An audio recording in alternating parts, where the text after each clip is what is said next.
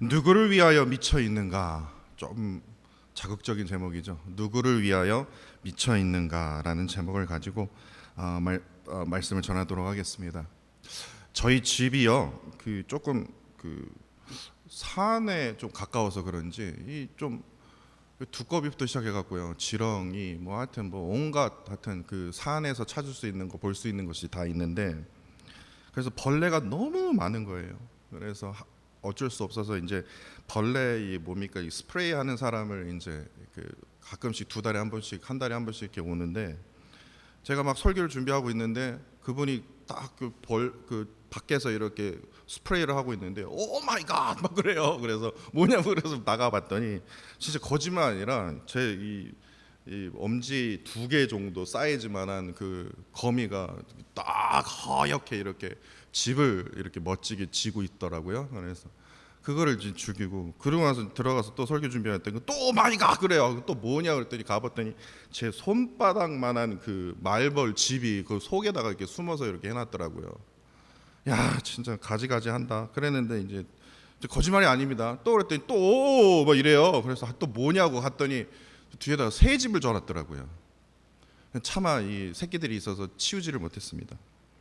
근데 이놈들이요, 새 집을 지으면 괜찮은데 여러분도 아시죠? 다 경험해 보실 거예요. 그냥 조용히 새 집만 지으면 되는데 그 밑에다가요 허옇게 똥을 그냥 사정없이 쌉니다. 예, 그건 치우는 사람은 주인인 거거든요. 그리고 이제 새끼가 다 날아가면 제가 그거를 치웁니다. 새 집을요. 그래도 기다려 준 것만 해도 그래도 너무 잔인하다고 말씀하지 마세요. 똥을 발라내는데 어떡합니까? 그래서 치웁니다. 그러면요 이것들이요 누가 이기나 보자 하면서 또 갖다 전화요. 뒤에서 2번을 그렇게 했거든요. 그랬더니 이것들이 또 앞에다가 이제는 나한테 이제 더 열받게 하기 위해서 이제 그 대문 거기 위에다가 치워놨더라고요. 그래서 야, 완전히. 그래서 제가 건들지를 않고 있는데, 근데 그 새끼를 보면서요, 제가 그 전에도 그런 생각이 들었어요. 제가 한번 이런 말씀 드리지 않았습니까? 아니 이 어린 새들이 입을 벌리고 있어요.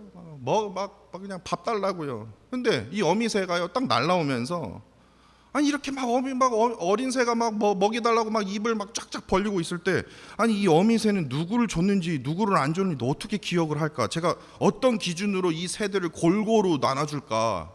그거에 대해서 제가 한번 말씀드리지 않았습니까? 쟤는 그거 볼 때 그냥 무작위로 주겠지. 새 머리 거기서 동물 중에서 제일 조금 지능이 떨어진 게 새 아닙니까? 그래서 닭 이렇게 하지 않습니까? 아니 새 그냥 무작위로 주겠지. 근데 어느 책을 읽어보면서 무작위로 주는 게 아니라 먹이를 받지 못한 어린 새는요 항상 입을 크게 벌리게 됩니다. 받아 먹은 새는요 입을 안 벌려요. 그렇기 때문에 어미새가요 뭘 보고 판단을 하냐? 새끼의 이 입 모양이요, 입 크기요, 그것을 보고 배식 순서를 결정할 수 있다라는 거예요. 만약에요 어미새가 잘 보지 못해서 계속 한쪽으로 준다 하더라도 이 어린 새는요 삐지지 않아요, 포기하지 않아요. 어떻게 해요? 전보다 더 크게 입을 벌린다라는 거예요. 이게 참으로 우리가 신앙생활하면서 참으로 중요한 의미를 가져다 준다라는 거예요. 왜 이 새를 이렇게 하나님께서 나에게 보여주실까? 이렇게 치웠는데도 또 하고, 이게 왜 나한테 이거 하는가? 근데 제가 어느 책에서 이걸 읽었어요. 고 이혜령 박사님이 이미 돌아가셨지만, 고 이혜령 박사님이 무신자였어요. 믿지를 않으신 분이었는데 기독교인으로 이제 회심한 후에 주변 사람들이 이제 조롱과 비난의 어떤 그런 질문들을 많이 받았다고 해요. 근데 그 비난의 질문 가운데 이런 질문이 있었대요. 당신은 지성인인데, 사람들이 말하는 지성인인데, 아니 그냥 가만히 그냥 집에서 믿을 것 같으면 그냥 가만히 그냥 집에서 찬송 부르고 그냥 성경 읽고 기도하며 그냥 조용히 책 읽으면 되지. 이렇게 사람들 앞에서 그렇게 간증하고 강의하고 꼭 그렇게 예수 믿는 그 티를 꼭 이렇게 내야 되겠냐라는 질문을 받았대요. 그러자 이 고 이령 박사님이 이렇게 말했대요. 친구요, 배고프면 어디 갑니까? 식당 가고, 뭔가 알고 싶을 땐 도서관 가고, 심심하면 극장에 찾고, 몸이 아프면 집에 있는 게 아니라 병원에 가지 않습니까? 그럼에도 먹어도 배고프고 마셔도 갈증나고 놀아도 심심하고 배워도 답답하면 그럼 어디를 가야 합니까? 그랬더니요, 그 질문에 대해서 어느 누구도 답하지 못한다라는 거예요. 그럴 때 가는 곳이 교회다라고 말을 했대요. 그러자 또다시 비난조로 이렇게 물었다고 해요. 아니, 교회 가보면 맨날 싸우고 소송하고 그리고 막 그 성적으로 막 타락하고 뭐 사교 같은 어떤 그런 이상한 짓을 벌인다는 게 교회라고 하는데, 지금 미디어에서 계속 그렇게 떠드는데 그런 교회를 왜 가냐? 그러자 박사님이 이렇게 말합니다. 모든 식당이 맛있는 음식을 내놓는 것도 아니고, 병원이라고 해서 다 명의가 있는 것도 아니고, 극장이라고 해서 다 재밌는 영화를 틀지는 않지만, 배고프면 식당을 찾듯이 영혼이 메마르면 사람이 찾아올 것은 교회밖에 없다라는 거예요. 그런데 부패한 교회가 있다고 해서 교회를 가지 말라는 것은 병원 의사가 오진하여 죽었으니 앞으로 병이 나도 병원에 절대로 가지 말아야 합니다라는 말과 같는 거 아닙니까? 그러면서 이 고일영 박사님은요, 그러니까 시편 42편 1절에서 3절 말씀을 꼭 읽어보라고 권유한다라는 겁니다. 이렇게 기록이 되어 있습니다.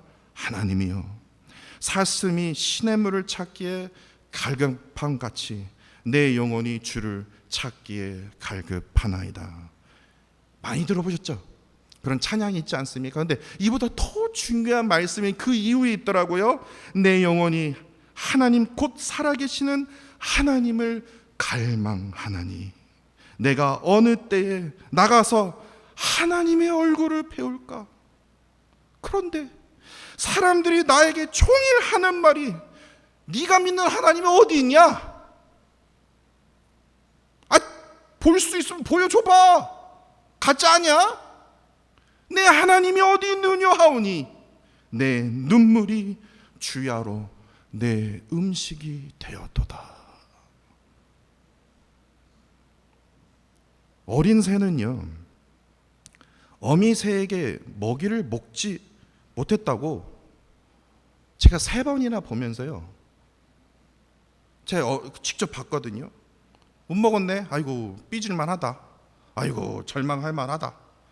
그래서 스스로 자살합니까? 인간만 그래요. 새는요, 어린 새는요, 못 받아 먹었어? 그럼 더 입 쫙쫙 벌려야지. 막 사정없이 이러다가 이거 찢어질 것 같아요. 그러니까 절망할 시간에, 삐질 시간에 입 벌려 우리에게 지금 가르쳐주고 있다니까요. 근데 오로지 인간만 자살한다라는 거예요. 인간만 좌절한다라는 거예요.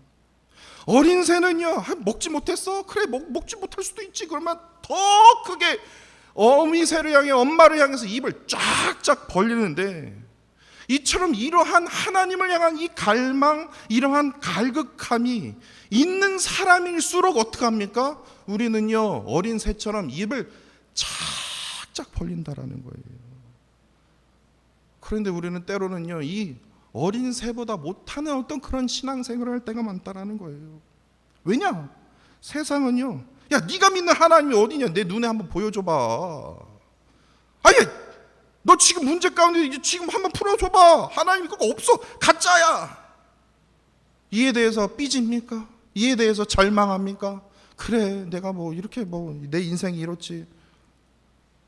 이 하나님을 향한 그 갈망과 갈급함이 있는 자만이 이렇게 대답할 수 있는 거예요. 내 눈물이 주야로 내 음식이 되었도다.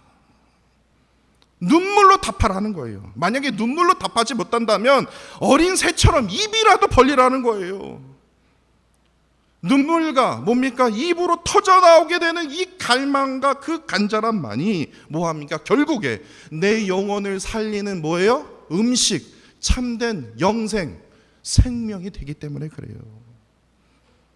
구약의 인물들 중에요, 참으로 많은 훌륭한 인물들이 있는데 그 중에서요, 하나님을 향한 이 갈망, 하나님을 향한 이 간절함의 극치라고 말을 해볼까요? 끝판왕을 보여준 인물이 있다면 저는 다윗을 뽑을 수 있습니다. 제가 한번 소개해드린 적도 있는데요, 다윗은요, 눈물과 이뿐만 아니라 자신 온 몸으로 하나님을 향해서, 하나님 도대체 어디 계십니까? 하나님 좀 응답 좀 해주세요. 갈망과 간절함을 이렇게 표현했습니다. 시편 70편 5절에요. 다윗은 눈물로 하나님을 향해서 이렇게 간절함을 표현했습니다. 나는 지금 가난합니다. 나는 지금 궁핍합니다. 하나님 지금 뭐하고 계십니까? 나에게 속히 임하여 주옵소서. 주님은 나의 도움이시니 나를 건지시오니 하나님 지체하지 마옵소서. 아마 엉엉 울면서 하나님께 지금 이렇게 고백했을 거예요. 이뿐만 아니라 시편 86편 3절입니다. 다윗은요 입으로 간절함을 표현합니다. 주여 내게 은혜를 베푸사 내가 종일 주께 뭐예요? 부르짖나이다. 입으로 부르짖어요. 이뿐만 아니라 눈물뿐만 아니라 이제 몸으로 해요. 시편 63편 1절입니다. 다윗은요 온몸으로 하나님께 간절히 표현하는데 이렇게 말합니다. 내가 간절히 주를 찰 때 물이 없어 마르고 황폐한 이 땅에서 내 영혼이 주를 갈망하며 내 육체가 주를 앙봉하나이다. 끝판왕 아닙니까? 이처럼 다윗은요 한 번 찾았다고 해서 한 번 경험했다고 해서 끝 이게 아니라 그의 일평생이요. 성경을 보시면 아실 거예요. 다윗은 하나님 향해서 끊임없이 부르짖었어요. 왜냐? 그 부르짖음이, 그 갈망이, 그 간절함이 뭐예요? 나에게 음식이 되었도다. 나에게 생명이 되었다라는 거예요. 그를 통해서 내 영혼이 뭐예요? 참된 만족을 누릴 수 있었기 때문에 다윗은요 일평생 동안 하나님을 찾고 또 찾고 또 찾고 이러한 갈망과 간절함이 끊이지 않았다라는 겁니다. 오늘 여호수아서 24장 말씀 마지막 부분입니다. 마지막 부분에 여러분들에게 나누고 싶은 것이 바로 이겁니다. 하나님을 향한 그 갈망과 간절함입니다. 바로 다윗뿐만 아니라 오늘 본문의 여호수아를 통해서 저는 그 갈망과 간절함을 저는 그걸 느낄 수 있었습니다. 다시 말해서 여호수아는요 마지막 세상을 떠나기 전에 자신이 품었던 그 하나님을 향한 그 갈망, 두려워 말라 내가 너와 함께 하리라,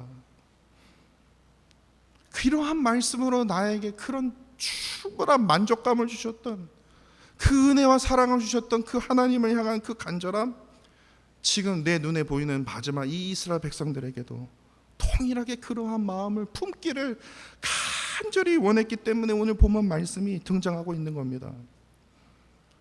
제가 설교 찾아보니까요 4월 첫째 주에 여호수아서 1장 말씀을 나눴습니다. 그리고 오늘 8월 셋째 주입니다. 이제 마지막 여호수아서 24장 말씀을 살펴보게 되면서 중요한 것이 이거더라고요. 이스라엘 백성들이요 중요한 사건, 다시 말해서 중요한 어떤 전환점을 맞이할 때마다 등장하는 장소가 있더라고요. 그 장소를 가지고 성경을 나눌 수, 여호수아서 말씀을 이렇게 나눠서 우리가 이렇게 이해할 수 있겠더라고요. 세 개의 지명이 있습니다. 첫 번째 제일 중요한 장소가 뭐냐면 여호수아서 4장에 나타나는 길갈입니다. 길갈에서 무엇을 했습니까? 요단강을 건넌 다음에 그 요단강 한가운데에서 돌멩이 12개를 각 지파들이 가져오지 않습니까? 그리고 기념탑을 쌓습니다. 그리고 기념탑을 쌓은 다음에 길갈에다가 기념탑을 쌓은 다음에 뭐합니까? 할례를 받아요. 왜냐? 이게 뭐냐면 길갈에서 하나님의 백성이라는 거, 내가 다른 가나안 백성이 아니라 하나님의 백성이라는 그 정체성, 그리고 절기까지 지킵니다. 하나님의 은혜로 여기까지 오게 된 거, 나의 정체성, 하나님의 그 은혜를 지키기 위해서 뭐예요? 이러한 특별한 기념을 행한 곳이 바로 길갈입니다. 두 번째 장소가요 여호수아서 18장에 나오는 실로입니다. 실로는요 하나님께 드리는 제사의 장소입니다. 우리가 예배 드리는 장소가 여기 루이빌 세인트 매튜이듯이 실로에서 하나님을 만날 수 있었고 하나님을 뭐예요? 교제할 수 있었어요. 그래서 하나님께서 실로에서 하나님의 말씀이 임했고 백성들은 뭐합니까? 그 실로에서 하나님께 자신의 죄를 회개하고 회복의 은혜를 누릴 수 있었던 곳이 바로 어디입니까? 실로입니다. 근데 오늘 본문 24장 1절에요 보면요 세겜이라고 기록이 되어 있습니다. 이 세겜은요 가슴 아픈 장소이기도 하고 결단의 장소이기도 합니다. 그 중에서 결단의 장소가 뭐냐면요 창세기 35장에 보시면요 야곱이요 세겜 근처 상수리 나무 아래라고 기록이 되어 있습니다. 성경에 보면요 세겜에요 거기에 보면 상수리 나무 아래에 뭐를 하냐면요 아직까지도 품고 있었던 우상이 있었어요. 그래서 야곱이요 가족들에게 다 우상들 다 갖고 와라는 거예요. 그래서 땅에 묻었습니다. 그리고 우리 가정은 하나님만을 섬기겠다고 결단한 곳이 바로 세겜입니다. 여호수아는 이 세겜의 이러한 의미의 땅이라는 것을 그가 알고 있었던 것 같아요. 그래서 이스라엘 모든 지파들을 모아놓고 설명하기 시작합니다. 아브라함을 가나안 땅으로 부르신 그 하나님께서 출애굽 계획을 보이셨고 모세에게 나타나셨고 그 계획이 모세에 의해서 나 자신 여호수아를 통해서 지금 다 이루었지 않냐 하면서 24장이 이렇게 시작이 돼요. 그리고 나서 오늘 본문 15절에서 하나님만을 섬기겠다는 결단이 너희에게 필요하다라는 거예요. 그래서 이해를 돕기 위해서 현대인 성경으로 15절 말씀을 제가 다시 한번 읽어드리겠습니다. 만일 여러분들이 여호와를 섬기고 싶지 않으면 여러분들의 조상이 메소포타미아, 다시 말해서 지금 이집트에서 지금 갖고 온 그 우상들 말하는 겁니다. 메소포타미아에서 섬기던 신이든지 현재 여러분들이 사는 땅의 아모리 사막, 그러니까 가나안입니다. 아모리 사람의 섬기는 신이든지 여러분들이 섬길 신을 지금 당장 오늘 이 시간 선택하십시오. 이 세겜 땅에서. 저는요 나에게 묻는다면, 여호수아 나에게 묻는다면 나는, 내 가족은 여호와를 이 땅에서 섬기겠습니다. 야곱이 결단했던 것처럼요. 여호수아서 23장 1절에 보시면요, 여호수아서 23장 1절에 보시면요 이렇게 기록이 되어 있어요. 여호와께서 주위의 모든 원수들, 그러니까 가나안의 그 적들로부터 이스라엘을 쉬게 하신 지 오래된 후에라고 되어 있습니다. 다시 말해서 가나안 땅의 정복이 끝났고 그 다음에 땅의 분배도 이제 다 마친 상태에서 하나님께서 이들에게 쉼을 허락해 주셨어. 다시 말해서 이게 무슨 말이냐면 새로운 땅에서 뭐예요? 삶의 안정을 찾게 된 거예요. 이러한 시점입니다. 삶의 안정을 찾는 그 시점에서 오늘 본문 15절 말씀이 등장한 겁니다. 그런데 좀 이상하지 않습니까? 이미 지금 하나님을 선택해서 지금 하나님의 그 믿음대로 하나님을 향한 그 은혜대로 지금 살아가는 그 백성들 앞에 또다시 지금 무슨 여호수아 이게 늙어서 지금 했던 말 또 하고 또 하고 또 하고 그랬나, 그렇게 오해할 정도로요. 아니 지금 삶의 안정을 찾는 그 시점에서 여호수아는요 귀찮게 그냥 멀리서도 좀 와야 되는데 세겜 땅으로 다 모여야 되잖아요. 지금 이스라엘 백성들이 다 모아놓거든 하는 말이 우상을 섬길 것인지, 아니 지금 하나님 섬기고 있다니까요. 하나님을 섬길 것인지 둘 중에 하나를 지금 이 세겜 땅에서 지금 선택하라고 지금 강하게 지금 요구하고 있는 거 아닙니까? 왜 여호수아가 왜 이러한 행동을 했을까요? 왜냐? 이스라엘 백성들은요 입으로 하나님 은혜죠, 아이고 하나님 저 사랑해요, 저 지금 하나님 예배하고 있다니까요, 저 크리스천입니다, 저 교회 댕겨요. 그러나 마음속으로는 뭐예요?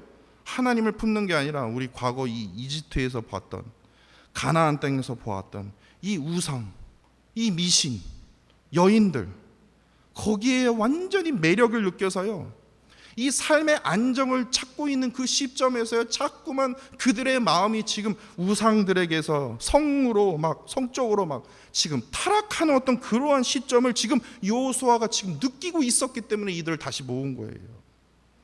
그런데요 15절에요 가장 많이 등장하는 말이 이겁니다. 우리말 섬기고, 뭔 섬길 것인지 섬기다 라는 말이 잘 많이 등장하는데 제가 히브리어로 찾아봤습니다. 히브리어로 아바드라고 합니다. 아바드.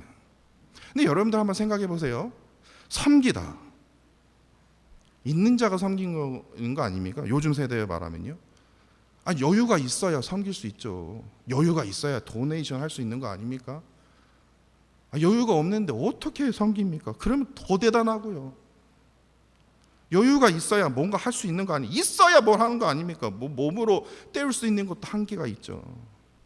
근데 우리가 쉽게 생각할 수 있는 게 여유가 있으면 뭔가 조금 이렇게 좀 돈이 좀 있으면 할 수 있는 어떤 그런 봉사, 헌신이 아니라 이 야바드라는 뜻은요 갈망이 없으면요, 간절함이 없으면요 헌신할 수 없는 거예요. 섬길 수 없는 그러한 뜻을 포함하고 있어요. 그리고 이 아바드는요 항상 그렇지 않습니까? 도네이션하고 결국에 내 이름을 자랑하게 돼요. 그러니까 나를 위한 봉사, 나를 나타내는 봉사가 아니라 이 아바드라는 뜻은 다른 사람, 오로지 내 이름은 다 지워지는 거야. 나타나는 게 아니에요. 다른 사람을 위한 섬김을 의미합니다. 그리고 이 아바드는 힘 있는 자가 받는 섬김이 아니라 노예도 할 수 있는 아바드라는 거예요. 그런데 반면에 이집트와 그 가나안의 그 우상들을 향한 그 섬김의 그 아바드는요, 정반대의 의미를 품고 있다라는 거예요. 갈망과 간절함인 것 같은데 아니에요. 화려한 금으로 반짝반짝한 그러한 어떤 것들로, 돌로 딱 그 우상을 볼 때 우와 할 정도의 그러한 우상을 만들기 때문에 그 우상이 지금 노예들이 만들 수 있는 겁니까? 일반 사람들이 만들 수 있어요? 그냥 꾀재재한 거 그냥 손바닥만한 게 아니라 힘 있는 자들만이 섬길 수 있는 우상인 거예요. 그 우상을 통해서 결국에 그 우상을 만든 자를 결국에 섬기게 되는 거예요. 그러니까 그 우상은 사람을 위한 것이 아니라 결국에 그 우상을 만든 나 자신을 위한 것이라는 거예요. 종과 노예를 섬기는 우상이 아니라 오로지 힘 있는 자들만이 예배하고 섬길 수 있는 자라는 거예요. 그렇기 때문에 이 히브리어에서 나오는 이 아바드의 이 섬김은요, 나 자신이 완전 지워지는 겁니다. 나 자신의 세우기가 아니라 나 자신의 헌신과 희생을 지금 내포하고 있다는 거예요. 여호수아는 이러한 이유로 세겜에 모인 이 모든 백성들에게 지금 우상들을 섬기면서 네 자신을 나타낼 것인지, 삶의 안정을 찾는 그 시점에서 그래 내가 이 정도 했으니까 이만큼 잘 나가는 거지, 그렇게 그냥 그렇게 하면서 살 것인지, 우상 섬기면서 살 것인지, 아니면 이것은 오로지 하나님의 은혜입니다, 하나님의 은혜 없으면 내가 어떻게 이 모든 것을 누릴 수 있으며 살 수 있겠습니까, 내가 오직 하나님만을 섬기겠습니다, 이렇게 살 것인지 분명한 선택을 하라는 거예요. 이스라엘 백성들이요, 이집트와 가나안의 그 우상들에게 계속해서 매력을 느낄 수 있었던 것은 왜 그렇습니까? 겉으로 보기에 너무나 화려해 보이거든요. 근데 화려할 뿐만 아니라 그 화려함 속에 진짜 느껴지는 그 아우라, 그 힘을 그들이 눈으로 직접 보게 되었거든요. 모든 우상은요, 자신을 드러내게 되어 있습니다. 자신을 자랑하게 되어 있다는 거예요. 자신을 드러내고 자신을 자랑하는 자들에 의해서 우상이 만들어지기 때문에 이스라엘 백성들 또한 뭐합니까? 이렇게 삶의 안정을 찾을 수 있었던 것도, 내가 지은 성도 아닌데 내가 이 성에서 살 수 있었던 것도, 조그만 노력으로 이 많은 것을 누릴 수 있었던 것도 내가 잘나서 하나님의 은혜가 아니라 결국에 나 자신이 세운 그 우상들을 통해서 나 자신을 드러내고 싶어 했던 그러한 시점이었다라는 거예요. 하나님만을 향한 그 갈망, 간절함이 담긴 이 아바드가 아니라 세상의 부와 권력을 향한 그 갈망과 간절함이 담긴 그 욕망으로 이들이 차츰차츰 차여가고 있었다라는 거예요. 그렇게 여호수아는 백성들에게 진정한 이 섬김, 아바드의 그 섬김의 의미를 강조하면서 우상을 섬기는 그 헛된 일을 버리고 오직 전능하신 하나님 한 분만을, 아바드의 그 섬김을 할 것을 지금 강력하게 마지막으로 촉구하고 있다라는 겁니다. 저는 오늘 본문 말씀을 묵상하면서 이러한 도전적인 질문이 떠올랐습니다. 그것이 무엇이냐면 오늘 설교의 제목입니다. 나는 누구를 위하여 미쳐 있는가? 결국에 나 자신을 위해서 내가 지금 이 일을 하고 있는가? 나 자신의 어떤 지혜와 나 자신의 어떠한 자랑을 하기 위해서 내가 지금 이렇게 미쳐 있는가? 말씀을 전하고 있는 이 순간에도 나 자랑하기 위해서 나는 미쳐 있는가?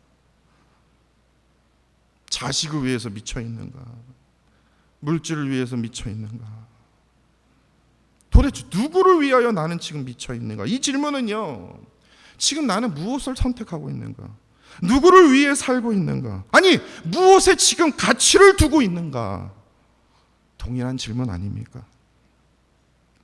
내 성경을 찾아보니까요, 내가 만든 말인 줄 알았더니 내가 만든 말이 아닙니다.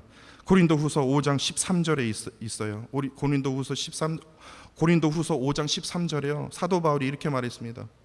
우리가 만일 미쳤어도 하나님을 위한 것이요 라고 말했어요. 세상 사람들이요, 하나같이 이 고린도 교회 성도들 보니까요, 믿음의 성도들을 보니까 이건 미친 거 아니야? 그 말을 너무 너무나 많이 드는 거예요. 그렇죠? 사도 바울이 이거에 뭐예요? 그 미침은 뭐예요? 하나님을 위한 미침이라고 사도 바울이 지금 증거하고 있지 않습니까? 왜냐? 성도들이요, 믿음의 성도들이 보여줬던 하나님을 향한 그 갈망을 보게 되면, 하나님을 향한 그 간절함을 보게 되면요, 세상 사람들은 그래 이해가 된다가 아니라 이거 진짜 미친 사람들 아니야 이거, 아유 저리 가, 그렇게 느낄 수밖에 없다라는 거예요. 왜 그렇습니까? 하나님의 말씀에 순종하기 위해서요, 눈물을 한번 흘려봤습니까? 이가 가를 정도로 부두둑부두둑 거리면서 참아야지, 내가 죽어야지 씨름해 봤습니까? 세상 사람들은 그런 거 볼 때는 왜 참어? 왜 너가 죽어야 돼? 왜 너만 십자가 져야 돼? 너가 미쳐서 그래. 결국에 그런다니까요. 남들이 지금 다 자고 있는 캄캄한 토요일이에요. 새벽에 일어나요. 어디가? 교회 가지. 아휴, 미쳤네, 미쳤어. 뭔 토요일날 다들 쉬는데 그냥 쉬지. 어제까지 늦게까지 일했으면서. 그런 자가 미쳐있는 자 아닙니까? 일요일입니다. 오늘 일요일이죠. 일요일은 뭡니까? 쉬는 날 아닙니까? 예배 드리는 자입니다. 예배 드리는 날입니다. 그러면 진짜 믿음이 좋으신 거예요. 쉬는 날 아닙니까? 주일날 예배 나오는 것도 그것도 엄청나게.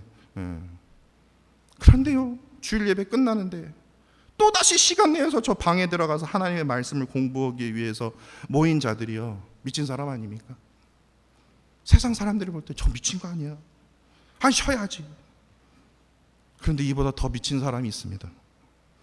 하나님을 향한 그 갈망과 간절함으로 자기 십자가를 지고 나 자신을 희생하면서까지 진정한 아바드의 인생을 살고 있는 하나님의 성도라는 겁니다. 저는요, 이러한 꿈을 꿉니다. 루이빌 성도 모두가요, 정상인이 아니었으면 좋겠어요.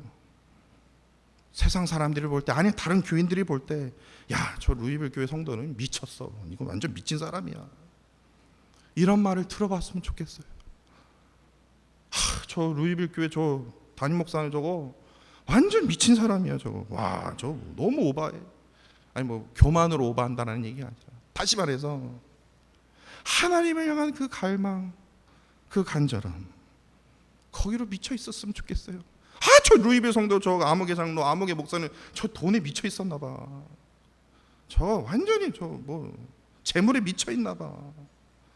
그런 교회야. 이게 아니라 하나님을 향한 그 갈망과 간절함으로 미쳐 있는 그러한 성도가, 그러한 교회가 되었으면 하는 어떤 그러한 간절한 소망을, 간절한 그 기도 제목을 저는 오늘 본문 말씀을 통해서 강하게 느끼게 되었습니다. 세상이 말하는 정상인이 아니라는 거예요.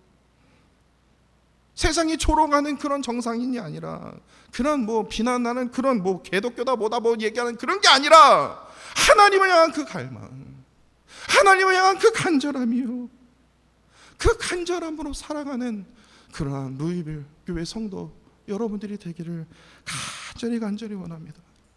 기도의 자리로 나오십시오. 말씀의 자리로 나오십시오.